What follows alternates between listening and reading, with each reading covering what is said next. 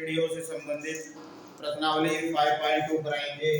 प्रश्नावली 5.2 ये समांतर श्रेणी से संबंधित है। एनसीईआरटी की कक्षा 10 की बुक है हमारे पास। ये आपके पास फर्स्ट का फर्स्ट पार्ट है। इसमें फर्स्ट पार्ट में सारणी दी हुई है। इसमें कुछ क्वेश्चन दिए हुए हैं, आप लोगों को वहां पे फिल करना है। मैं बता रहा हूँ, जैसे आपको a बराबर 7 दिया हुआ है, इसमें a इक्वल टू 7 है, d इक्वल टू 3 है आपके पास, n इक्वल टू 8 है आपके पास। तो आप लोग an का मान कैसे फाइंड करेंगे? तो an इक्वल टू क्या है? तो an इक्वल टू होता है आपके पास, डायरेक्ट फॉर्मूला है a plus n minus 1 into d। तो an यानी कि an आप लोगों को फाइंड करना है। an का मतलब क्या है? आपके पास 8 है, a हमारे पास क्या है? 7 है, प्लस के n का मान आपके पास 8 है, माइनस 1 है, गुणा d का मान क्या है? 3 है। तो 7 प्लस 8 माइनस 1 क्या हो जाएगा? 7 इंटू 3। तो 7 प्लस के 7 के 21 होता है, तो 21 और 7 28 होता है। तो डियर स्टूडेंट, 8 का मान आपके पास 28 हो गया। तो इस तरीके से आप लोग सभी फिल कर देंगे। इसमें आप लोगों को फॉर्मूले का ज्ञान होना चाहिए। जैसे आपके पास सेकंड पार्ट है, सेकंड पार्ट आपके पास क्या है dear student? a equal to minus के 18 है, a इक्वल टू माइनस 18 है। इस बार आपको d फाइंड करना है। d क्या होगा आपके पास? और n आपके पास 10 है, तो n आपके पास 10 हो गया, 10 हो गया। a n इसके आपके पास क्या हो गया? 0। तो डियर स्टूडेंट, आप लोगों को d का मान फाइंड करना है। आप लोग डायरेक्ट फॉर्मूले का यूज कर देंगे।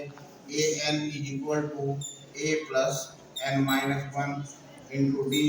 तो डियर स्टूडेंट्स, n का मान क्या है आपके पास? 0 है, a का मान क्या है? माइनस 18 है, प्लस n का मान क्या है? 10 है, 10 माइनस 1 इंटू डी का मान आपके पास फाइंड करना है d। तो 0 इज इक्वल टू माइनस के 18 और प्लस के 10 में से एक जाके डियर स्टूडेंट 9 हो गया, 9 डी। ये अगर आपके पास प्लस हो गया तो डियर स्टूडेंट में से ऐसे लिख सकता हूँ 9d इक्वल टू 18 है, d is equal to 18 upon 9 यानी कि 18/2, 2 9 18। तो इस तरीके से आपके पास d का मान क्या हो गया डियर स्टूडेंट? d का मान क्या हो गया? तो इस तरीके से आपके पास d बराबर हमारे पास क्या हो गया? 2 हो गया।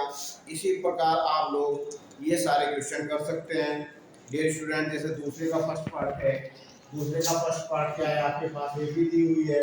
एपी का आप लोगों को ज्ञान होना चाहिए कि एपी किसे कहते हैं। एपी दी हुई है आपके पास dear students, AP equal to है आपके पास 10 10 7 4 और एंड सॉन का 30वां पद, इसका 30वां पद आप लोगों को फाइंड करना है। तो a बराबर क्या होगा डियर स्टूडेंट? आपके पास 10, d बराबर आपके पास क्या हो गया? दूसरे में से पहला रकाट देंगे 7 माइनस 10, d का मान क्या हो गया? 7 में से 4 क्या हो गया? माइनस के 3 हो गया। और इसी तरीके से स्टूडेंट्स आपके पास n का मान क्या हो गया? 30 आ गया। तो an आपको फाइंड करना है।